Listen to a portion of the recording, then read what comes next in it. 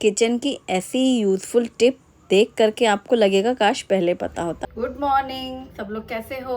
आशा करती हूँ आप सभी स्वस्थ हों, सुरक्षित हों और खूब खुश हों।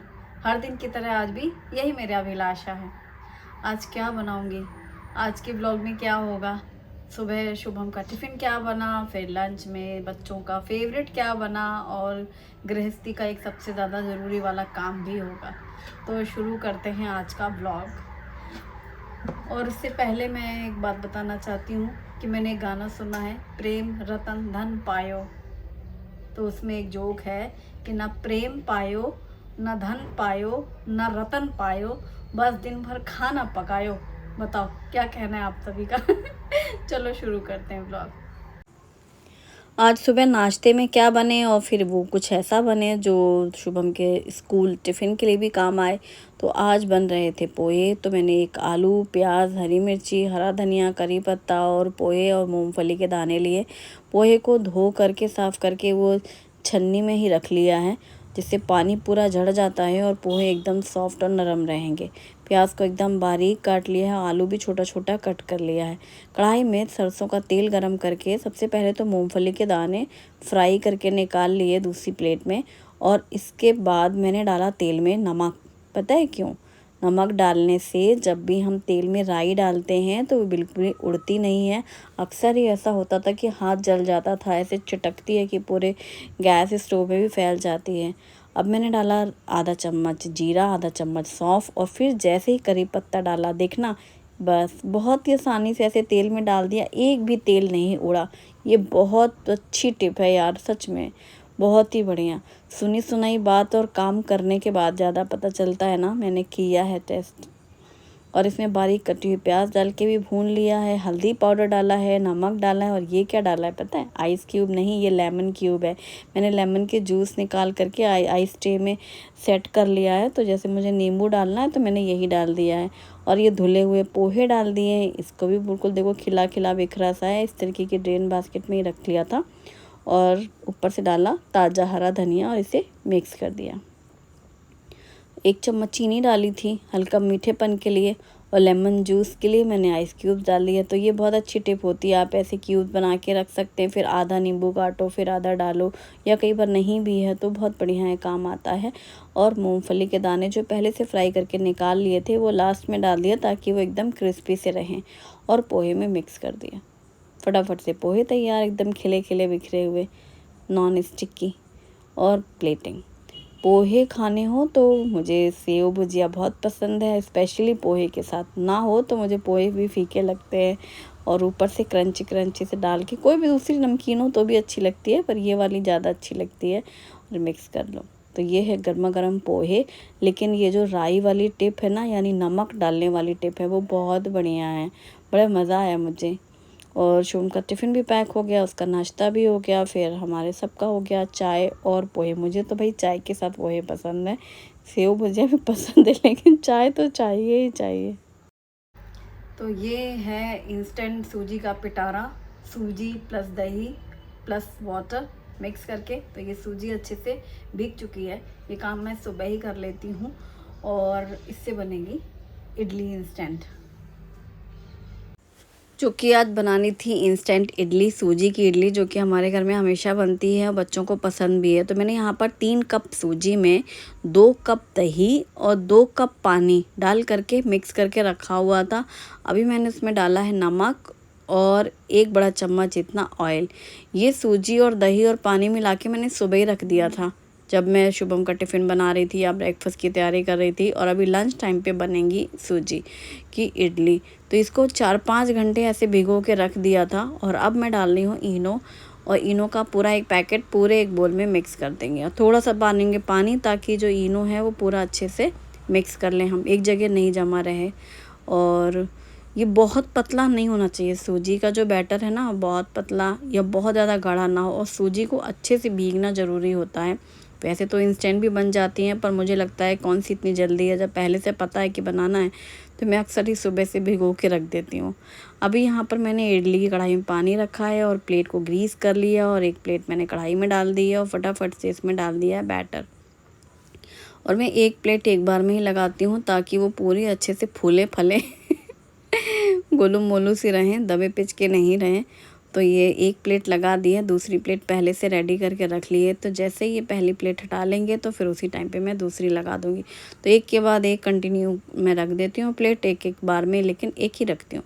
दो रख दो ना तो नीचे वाली फिर दब जाती हैं, पिचक जाती हैं, वो फूलती हैं तो पहली वाली ट्रे से टच होती है, इस वजह से जैसे उठी उठी सी नहीं रहती, उभरी उभरी सी। तो ऐसे देखने में बड़ी बड़ी साइज़ की अच्छी भी लगती हैं। और बस जैसे ही ठंडी होने लग जाए थोड़ा थोड़ा, तो चम्मच का जो पीछे वाला हिस्सा है उससे मैं ऐसे निकाल देती हूँ, तो बहुत आराम से निकल जाती हैं। और इस प्लेट में ये छेद भी हैं, जाली, पूछा था मुझे किसी ने, जाली हैं, इसलिए मैं इसको रखती हूँ ये वुडन ट्रे में या फिर चॉपिंग बोर्ड में, ताकि जो काउंटर टॉप है वो गंदा ना हो। और जैसे जाली छेद छेद से वो बैटर नीचे टच होता है। और एक के बाद एक निकलती जा रही है इडली, और रखा मैंने कैसरोल में और उसे ढक दिया है। यहाँ पर सेकंड बैच भी हमारा रेडी हो गया है और तीसरे बैच की तैयारी हो गई है, यानी कि सेकंड प्लेट बाहर निकाली, तीसरी वाली जो भी मैंने वो जो खाली हुई पहली वाली उसमें भर दिया था ना बैटर, उसे वापस कढ़ाई में रख दिया। तो एक के बाद एक लगातार होता जाता है और एकदम सॉफ्ट स्पॉन्जी और एकदम फ्रेश लगती है, मतलब फर्मेंट नहीं होता ना ये बैटर, तो इसमें खट्टापन भी नहीं लगता है, ये चीज़ भी अच्छी होती है। या इंस्टेंट ही आपको बनाना है, जैसे आज ही था ना कि कोई सब्ज़ी समझ में नहीं आ रही थी क्या बनाऊँ, बस फट से दही और सूजी भिगो लिया। और सांभर तो बिना सब्जियों का बनता ही है, तो जैसे कई सब्ज़ी ना हो और फिर भी कुछ अलग सा बनाना हो बच्चों के मनपसंद, तो आप बना सकते हैं। इसके साथ प्याज टमाटर वाली चटनी भी बना सकते हैं, जो कि मैं रेसिपी ऑलरेडी शेयर कर चुकी हूँ। लेकिन हमारे घर बच्चों को गर्मा गर्म सांभर और इडली ही खाना पसंद है, ज़्यादा पसंद है, तो इसलिए फिर मैंने वही बनाने का सोचा है। और गन पाउडर के साथ भी ये इडली बहुत अच्छी लगती हैं। या बच्चों की बर्थडे पार्टी है, आप घर में किटी पार्टी कर रहे हैं, तब भी आप ये बना सकते हैं। टाइम नहीं लगता, एक बार बना के रख सकते हैं, ये चीज़ अच्छी है। इसके लिए एकदम गर्म की ज़रूरत नहीं है, लेकिन आप कैसरोल में रखो ना तो 4-6 घंटे भी गुनगुनापन रहेगा, मतलब एकदम ठंडी सी नहीं रहती हैं। तो ये हुआ काम इडली का, और इसके साथ बनेगा सांभर। और सांभर बनता है बिना सब्जियों वाला, एकदम पतला सा। तो मैंने हाफ़ कप ली है तूर दाल और हाफ़ कप ली है मसूर की दाल, धो लिया है।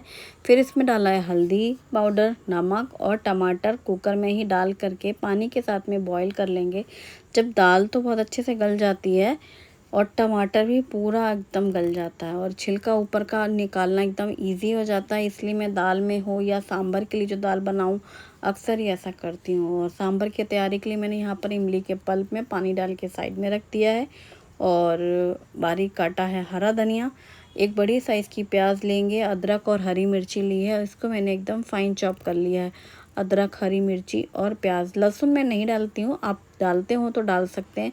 हर चीज़ में मुझे लहसुन का टेस्ट ज़्यादा अच्छा नहीं लगता, इसलिए मैंने नहीं डाला है या मैं नहीं डालती हूँ।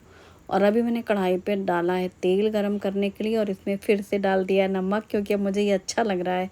नमक डाला, तुरंत मैंने राई और जीरा मेथी डाला, हींग डाला और करी पत्ता डाला। बिल्कुल भी तेल नहीं उड़ा, वरना तो अभी पूरे गैस में उड़ जाता है, हाथ जल जाता है। और फिर लाल सूखी मिर्ची और बारीक कटी हुई प्याज डाल करके अच्छे से भून लिया। प्याज भून रही थी, आंच धीमी कर दी। फिर मैंने यहाँ कुकर खोला, पूरी स्टीम निकल चुकी थी और टमाटर का छिलका दोनों ही बहुत आसानी से निकल गया। अब दाल तो पूरी अच्छी से गल चुकी थी, टमाटर भी सॉफ्ट है, तो उसे पूरा अच्छे से मिक्स कर देंगे, फेंट देंगे ना, तो दाल अच्छे से घुट जाती है और टमाटर भी घुल जाता है। प्याज धीमी आंच में ही अच्छे से फ्राई हो चुकी थी, कलर भी चेंज हो रहा है। अब मैंने डाला है मिर्ची पाउडर और सांभर मसाला, इसी के साथ डाला है इमली का जो पानी में अभी था, भिगोई थी जो इमली, उसका पानी डाल करके 1 चम्मच चीनी भी डाल दी है। इसकी जगह गुड़ डाल सकते हैं, गुड़ था नहीं घर पे, इस वक्त मैंने चीनी डाल दी है, अक्सर ही मैं गुड़ डाल देती हूँ। और बस फिर दाल डाल दी है उसमें और सांभर मसाला आधा चम्मच ऊपर से भी डाल दिया अभी इस टाइम पर, और नमक डाला है। दाल में नमक उबालते समय भी हमने डाला था, तो इस बात का ध्यान रखें। और सारी चीज़ें मिक्स करने के बाद इसको ढक दिया है ताकि अच्छे से खौल जाए। जितनी बार आप सांभर को गर्म करेंगे सर्व करने के टाइम पर, या जितना अच्छे से खौला लेंगे, मसाले का टेस्ट बहुत अच्छे से आ जाए, उतना ही अच्छा टेस्टी लगता है सांभर। तो ये सांभर तैयार। और बच्चों को ना ऐसे प्लेन वाला सांभर इडली के साथ पसंद है, इसलिए मैं अभी ऐसे ही बनाती हूँ। और ऊपर से डाला कटा हुआ धनिया पत्ता और मिक्स कर दिया। मसूर की दाल डालने से टेस्ट बहुत अच्छा हो जाता है सांभर वाली दाल का। तूर दाल और मसूर दाल मिक्स, और ये रेडी सांभर भी। तो आज लंच में यही है, इडली सांभर। शुभम का फेवरेट तो है ही, शुभी आई हुई है तो ये था कि शुभी को भी पसंद है। अब एक एक चीज़ उसके आने पे बनानी है तो वही चीज़ें बन जाएं जो सभी को पसंद है। और इसके साथ ये गन पाउडर, इसकी रेसिपी मैं ऑलरेडी शेयर कर चुकी हूँ, लिंक मैं डिस्क्रिप्शन में दूंगी, आप चेक कर सकते हैं। ये गन पाउडर बहुत सारी रेसिपीज़ में अच्छा लगता है, जैसे इडली के साथ तो अच्छा लगता है। गरम इडली में घी डाल दो, फिर ऊपर से उसमें स्प्रिंकल कर दो या ऐसे डिप करके खाओ। और साथ में गर्मा गर्म सांभर है, प्लेन है। धीरे धीरे और गाढ़ा हो जाता है ना, इसलिए मैंने बहुत ज़्यादा पतला या बहुत गाढ़ा नहीं रखा है। और डोसे के साथ भी ये गन पाउडर बहुत अच्छा लगता है। थट्टे इडली के साथ बनाया था ना मैंने, और इसको आप बना के भी रख सकते हैं, ये ड्राई रहता है। और फ्राइड इडली में भी ये बहुत अच्छा लगता है गन पाउडर। तो बहुत ज़्यादा सॉफ्ट वाली इडली है, गर्मा गर्म सांभर है और गन पाउडर। और शुभम स्कूल से आके खाएगा, मेरा और शुभी का हुआ है खाना, बस किचन क्लीनिंग कर ली। आज लंच में क्या बना था आपने बताना मुझे, और फेस्टिवल में क्या बन रहा है, क्या क्या बन चुका है, ये सब भी शेयर करना। और मलाई जी कल ही निकाल के रखा था मैंने ये डोंगा, लेकिन कल मेरा मन ही नहीं हो रहा था बनाने का, और आज भी शायद 15-20 दिन बाद नंबर आ रहा है मलाई का। आजकल मैं लेट ही बनाती हूँ। तो मलाई को मैंने निकाल दिया इस पॉट में। ये है अगारो का स्टैंड मिक्सर, और इसमें मैंने पॉट में ही डाल दी है मलाई। मलाई को पहले से फ्रिज से बाहर निकाल के रखते हैं ताकि एकदम सॉफ्ट हो जाए, और फ्रिज में ही रहती है मलाई, बहुत ठंडी ना रहे, इसलिए नॉर्मल रूम टेम्परेचर में हो जाए। तो 6-8 घंटे निकाल के बाहर रख दो। मैंने सुबह ही निकाल दिया था। अब इसको फेंट लिया है, फिर से पानी डाल दिया है। छींटे उड़ रहे थे इसलिए मैंने ऊपर से वो प्लेट भी लगा दी है। और प्लेट लगाने से क्या होता है, जो छींटे उड़ते हैं ना पानी डालने के बाद मलाई फेंटने से, तो वो इस प्लेट में ही रहते हैं, ऐसे आसपास किचन में नहीं फैलते हैं। और मलाई फिटी तो नीचे पूरा बटर मिल्क और सेपरेट हो जाता है मक्खन। मैंने इसमें आइस क्यूब्स डाली हैं, आइस क्यूब्स डाल करके मिक्स कर दिया है, फेंट दिया है। तो कुछ मिनट रख दो ना, तो आइस क्यूब मेल्ट हो जाती हैं, तो ठंडक ठंडक की वजह से पूरा एकदम सेपरेट हो जाता है बटर और बटर मिल्क, यानी मट्ठा ताक जैसे बोलते हैं उसको। दूसरे बर्तन में निकाल लिया है, और इसे हम गरम करेंगे तो ये घी बन जाएगा। या फिर आप इस सफ़ेद मक्खन को भी रख सकते हैं खाने के साथ में, किसी को पसंद है घर में तो इसे खा सकते हैं। नाश्ते में पराठे के साथ अच्छा लगता है, विंटर्स में मक्के की रोटी, बाजरे की रोटी के साथ भी अच्छा लगता है सफ़ेद मक्खन। मिस्सी रोटी में तो बहुत मज़ा लगता है। और घी जो बटर निकाला था उसे गर्म करने रखा। तो ये सुबह मुझे आलस आ रहा था, जैसे कल निकाला था फिर वापस से फ्रिज में रख दिया था मैंने, हाँ फिर आज सुबह मैंने सोचा अब आज निकाल ही लेती हूँ, पर सुबह इडली विडली बनी तो फिर मैंने सोचा रात में बनाएंगे, इसलिए फिर मैंने रात में बनाया घी। और बस जैसे ही घी तैयार हो गया है इसको छान लेंगे। बंद कर दिया इंडक्शन। बीच बीच में मैं हिलाती जाती हूँ उसको, पूरे समय छोड़ती नहीं हूँ पकाने के टाइम पर। और छन्नी से छान कर आज मैंने डायरेक्ट उसी कैन में डाल दिया है जिसमें घी रखते हैं हम। और जो हम लोग रेगुलर यूज़ करते हैं घी, वो घी दानी में रखती हूँ मैं। ठंडा होने पे एकदम रवेदार गाढ़ा सा ही घी रहता है, गर्म है इसलिए वो पतला सा दिखता है, ठंडा होके वैसा ही हो जाता है टेक्सचर उसका। वीडियो पसंद आए तो वीडियो को लाइक ज़रूर करें। Thanks for watching.